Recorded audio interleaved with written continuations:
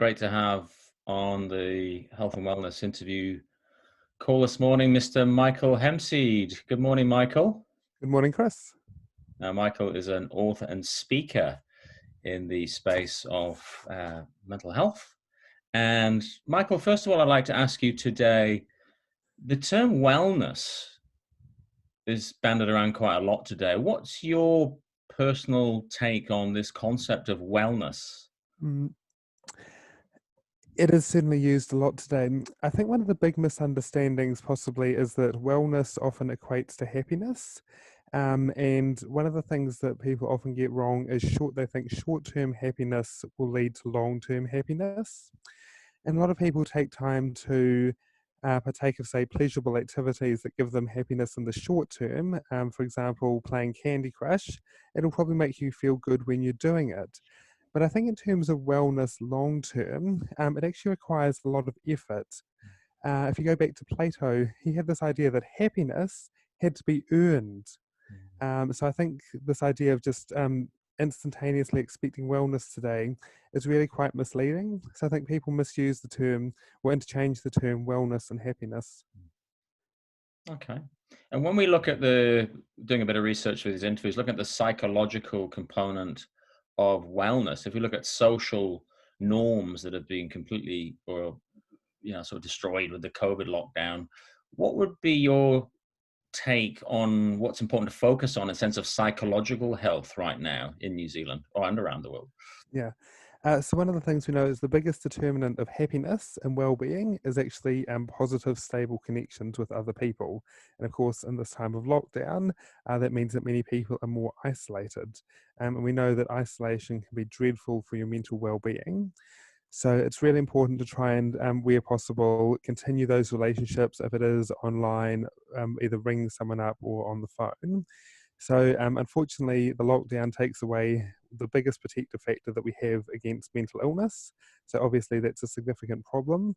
So where possible, trying to restore those relationships and still keep up that communication and those connections with people. Yeah. Hence, case in point, using Zoom for connecting and having social bonding. I'm doing Toastmasters online, and so fostering those connections using technology, I guess.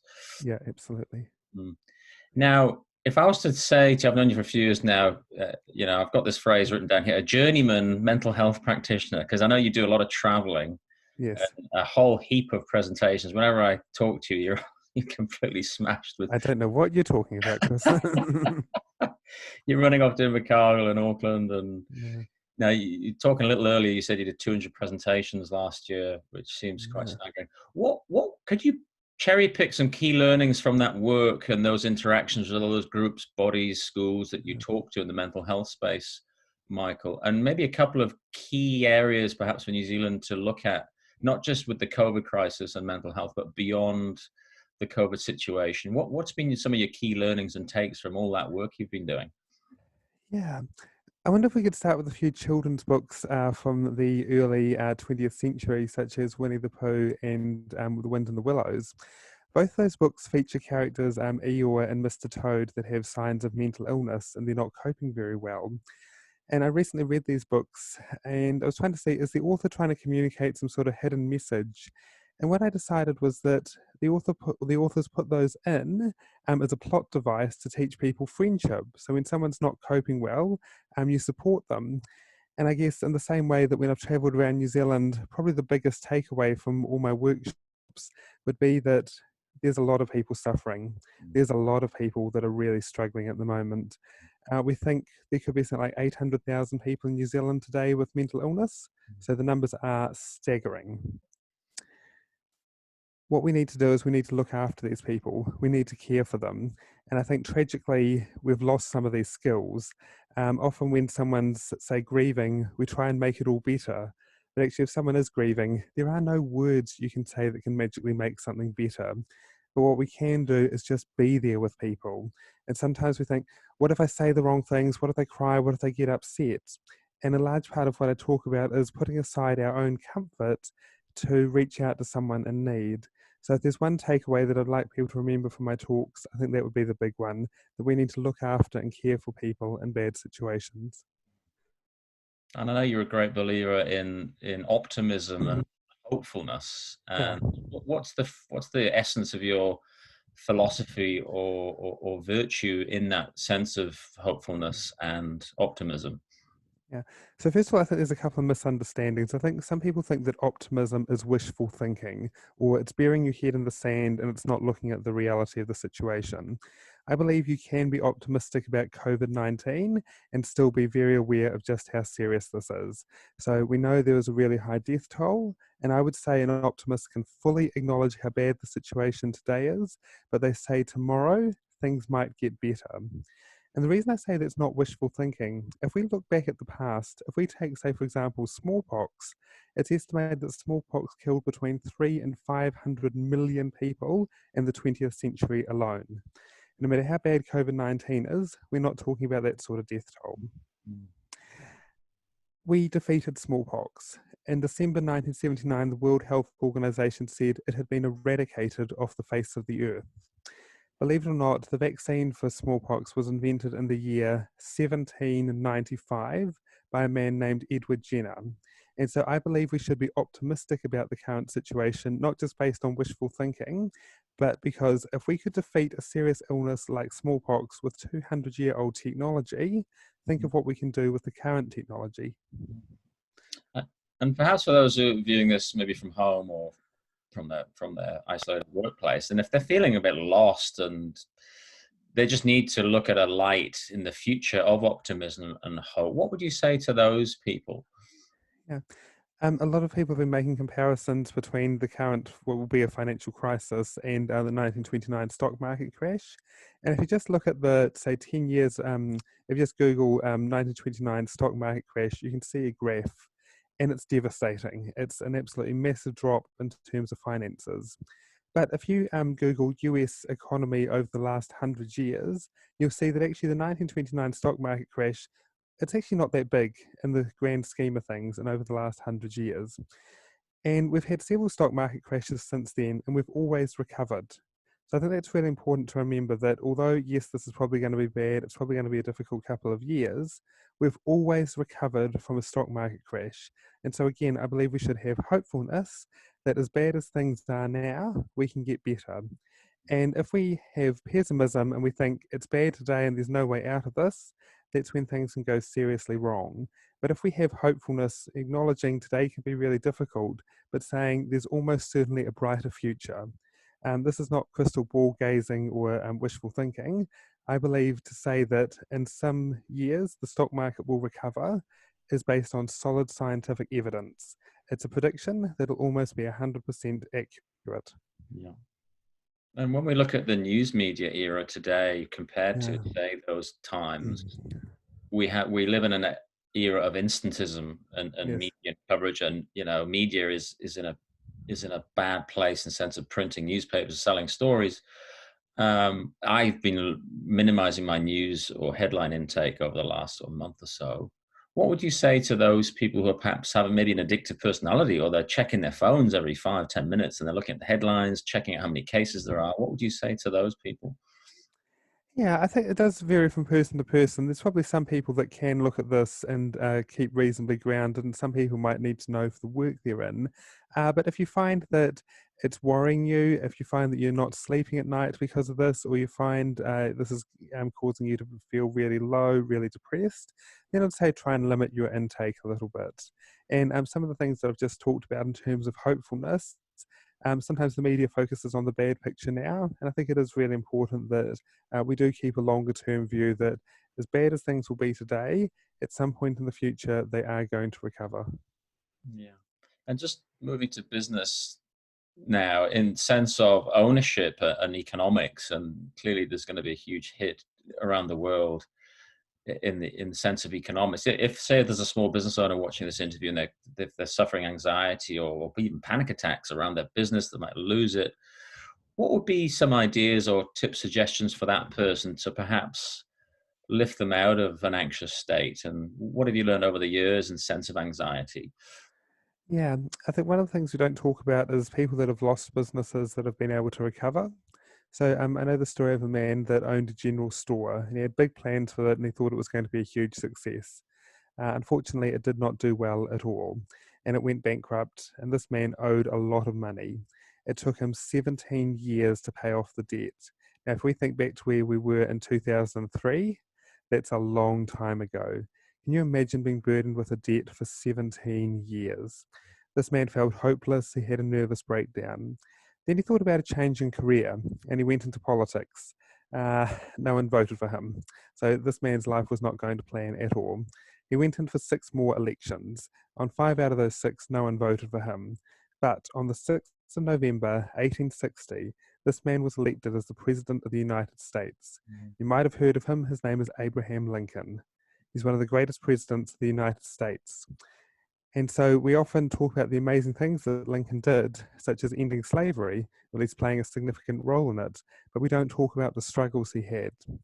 And so if someone is faced with losing a business, I think hearing stories like that, I can't promise that you will be able to save your business, but I believe that if you do keep trying and, don't lose hope, but say, maybe I have lost a business, maybe things have gone wrong, but there is some way that I can recover. It might take some time and it might take some effort, but financially there will be a way that I can recover. So I think trying to remember that is really important.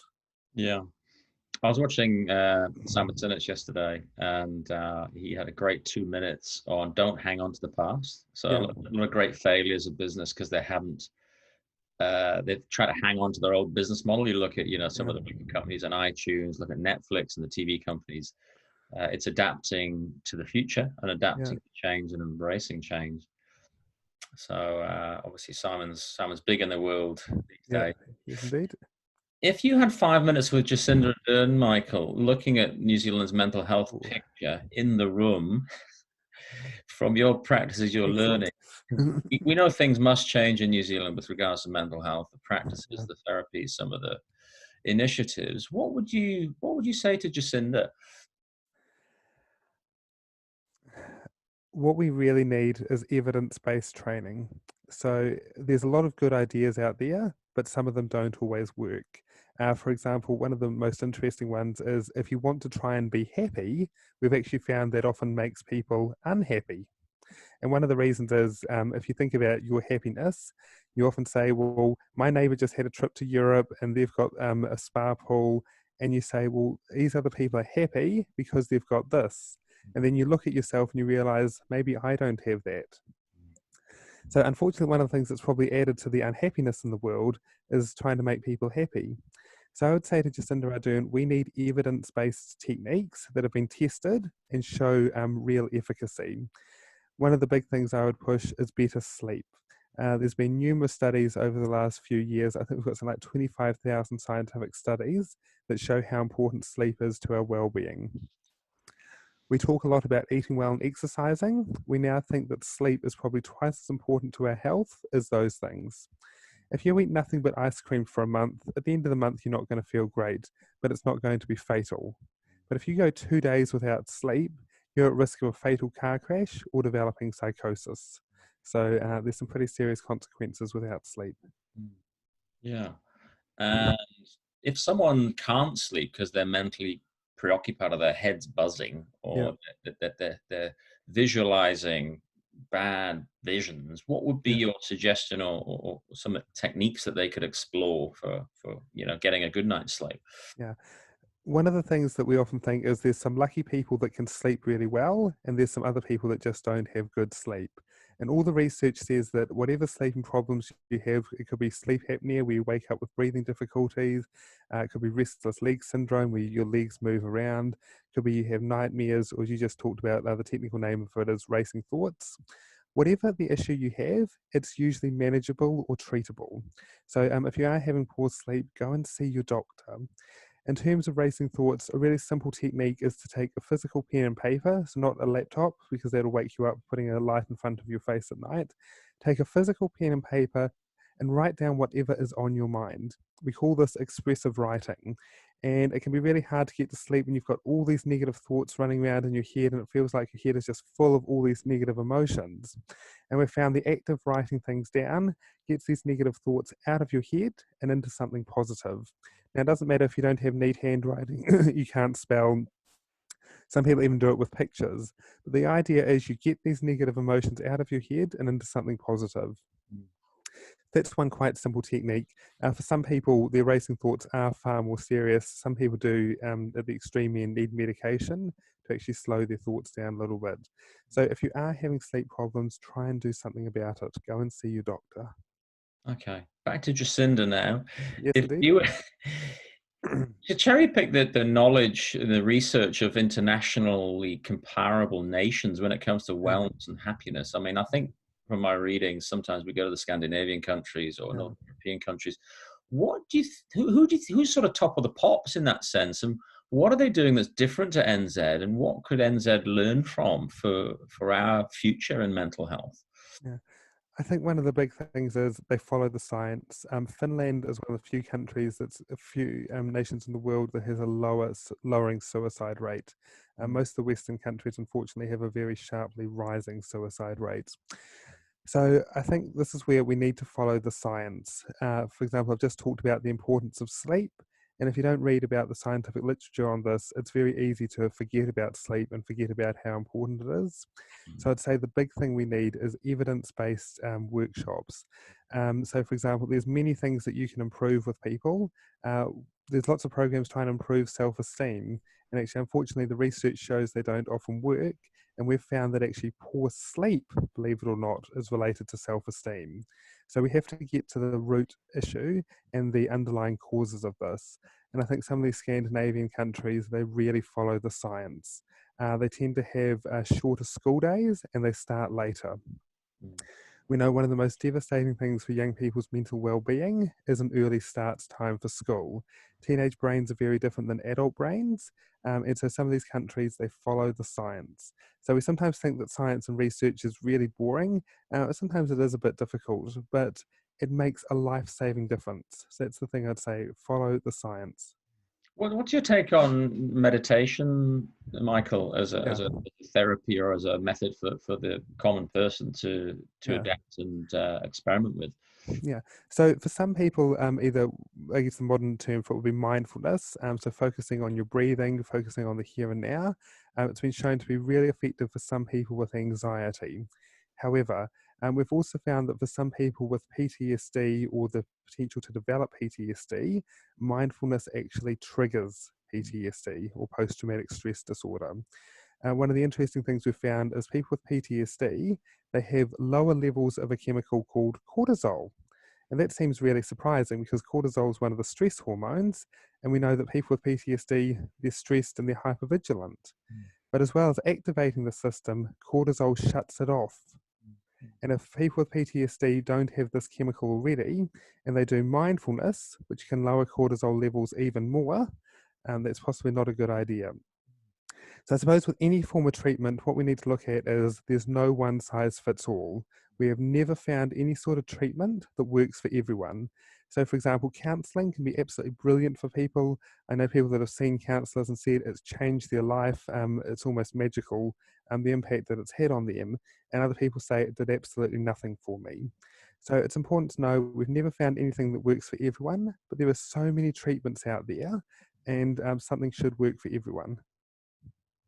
And who out there in NZ would you say are the change makers in mental health? Those who are maybe putting their head above the parapet. I mean, perhaps we've heard of Mike King and Mike King's campaign, for Yeah. example.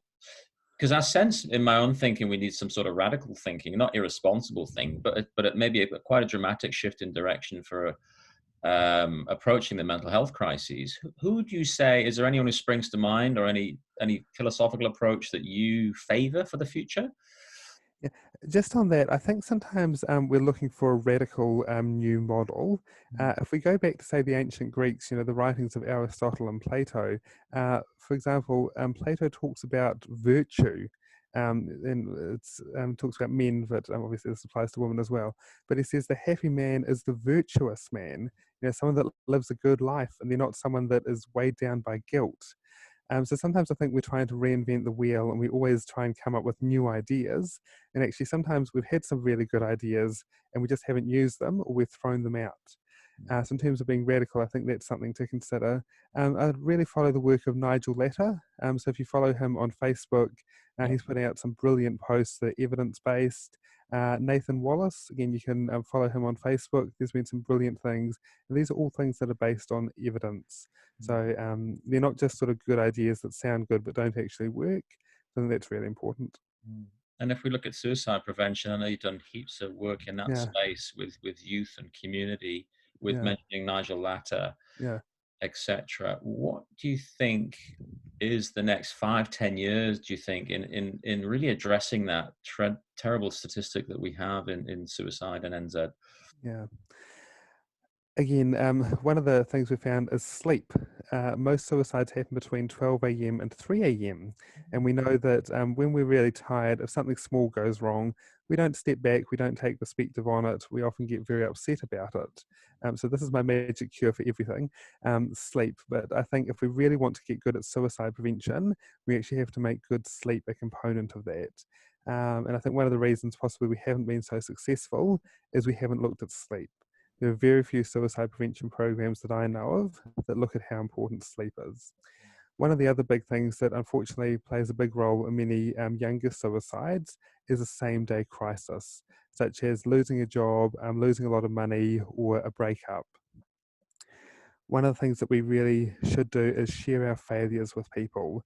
Because some people think that if they have a relationship breakup or they fail a test, their life is ruined and there's no way out of this. But that's not the case at all. And I think one of the reasons people believe this is we don't talk about our failures. We don't talk about the times we screw up or things go wrong. And so when people do fail, they think, I'm a loser, I'm a moron, I'm the only one. But if we had a culture of failure where we freely acknowledge all the times we screw up, then I think that would be one significant way to reduce this. Suicide is a really complex topic. I've written a book on this called Being a True Hero, Understanding and Preventing Suicide in Your Community. I think there's 22 topics that I cover, everything from sleep, failure, and then there is more serious forms of mental illness like schizophrenia and brain injuries also play a role. So there's no one method. We need to look at all the causes of suicide and try and address them. I've been following Dr. Jordan Peterson over the last 18 months or so. I know Yeah, he's perhaps a controversial figure, and he's had his yeah, own dose of life challenges with his daughter and yeah. his recent expose of being, sort of semi-addicted to a pain reliever. Some of his messages really resonate around the world. Yeah. Do you have a take on Jordan Peterson's message and his thinking? I haven't seen too many of his messages, but what are some of the messages that you've found that really resonate that he's given out? About taking responsibility for Yeah, yourself, taking responsibility for your life, accepting life will be a struggle, yeah, but often we build ourselves to the greatest extent during struggle, yep, and we build our fortitude and our resilience in those hard times. yeah. Um, I certainly think, and that's going back to Plato, where he said that happiness needs to be earned, and if we expect life to always be easy and always try and focus on positive feelings, I think we're going to be miserable. Uh, if you take my book, for example, writing that was quite a big achievement. And some people have this idea that I just sit there at my computer, it's this magical experience where I just write this down perfectly. It is not. There are days when I just couldn't seem to think, I had the perfect book in my head. And by the time it gets to my fingers, I just couldn't type it out. There's many days where I'd write something and think that's useless, that doesn't make sense at all. Sometimes I'd read it back and I couldn't understand it. So it's a very frustrating process writing. And I think if I was only looking for happiness, I wouldn't have written the book because those frustrating times would have said, well, that's not happiness.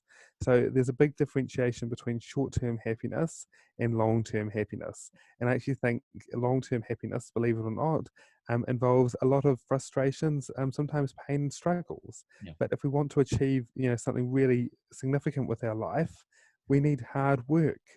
I get sick of all these people saying you don't need to work hard, you can just achieve anything with minimal effort. Well, that's not actually the way it works for most people. Most people have to work really, really hard to be successful. Mm. And hats off to you with your book output, because a couple of years ago we were in the Speakers Association and we had this There were two or three of us said, "Come on, let's do our first book." So you Yeah. crossed the line. Mine's still sort of Yes, lingering where's your book, Chris? exactly. Where is my book? So, Michael, how is the whole COVID situation? How have you coped with it in domestically with your wife in your own sort of bubble and environment? Personally, I got rocked a little bit when it was all announced. A couple of Yeah. WTF moments. How have you? First of all, I guess part A, how have you coped with it, and B, if you had some wobbles, what did you do personally to give yourself more of a sense of balance and acceptance, perhaps? Yeah, so I know a lot of people haven't had much to do. I've been run off my feet running webinars for people because obviously there's a lot of stressed out people in New Zealand. One of the things I've done at night is just turn my phone off or put it to one side so I don't have all these emails coming at me. Within my bubble, taking a walk. We're very lucky to live next to a park, so I'm going for a walk there. And I think just taking some moments just to switch off and realize that it's not all work. So I realise there's probably two groups in New Zealand. There's one group that is extremely stressed with a lot of work and their workloads increase dramatically. And then there's other people that'll be twiddling their thumbs. And I suppose to the people that are twiddling their thumbs, I'd say really use this time.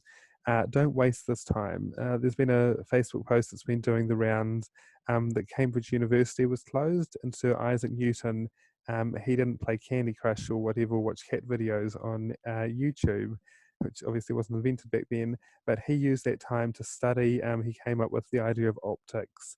So I'd really encourage you. Maybe there's an area of your life that you're not so good at. So maybe you're not very good at making friends or talking to new people. Well, there's some great YouTube videos on that. One person I'd recommend is Deborah Fine, DBRA, not OAH. Um, but I'd recommend trying to learn new skills. So if you're not very good at meeting new people and starting a conversation, if you Google Deborah Fine, she's got some great videos there. So I really encourage you to try and use this time really well. I totally agree in sense of self-reflection and learning. I've done a number of things I've never done before, and I kind of called them COVID firsts in a jocular Yeah, fashion. I've made muffins with my kids. I've got messy with my kids. I've ran down the street in the wet with my dog down Papanui Road. yeah. I totally agree with you to experiment and do things that you perhaps wouldn't do ordinarily in day-to-day life. Yeah, and I think sometimes people think about starting this, and maybe if you're bored or you're feeling really stressed, you don't feel like starting anything. And what I'd say to that is just start. Even if it's a real effort, and even if you don't feel like it, just start. It's like pushing a car. Pushing a car from a complete stop is really quite difficult. But once you get a bit of momentum behind it, it gets much easier. And in the same way, if you're sitting at home bored and just think, oh, I can't be bothered doing anything, just choose something and just start it, and then hopefully after that you'll start to enjoy the thing you're doing. Yeah. And have you learned anything about yourself, Michael, in this period, albeit we're a third week in the lockdown in New Zealand? Have you thought, oh, true, I didn't know that about myself? Anything in that space? I've learned that I can be quite adaptable. So when the lockdown was announced, I had a whole lot of seminars lined up for the next few months. I lost 96% of my work in 24 hours. So that was like, it's not what you really want to have happen. So yeah, I was looking forward to a good couple of months, lots of work coming in, and then suddenly I lost almost everything. So one of the things I've learned is that there are other opportunities out there, and if things do go really wrong, there are ways to recover. I guess I've learned that about me is that even if something bad does happen, there's ways to work through that. Awesome.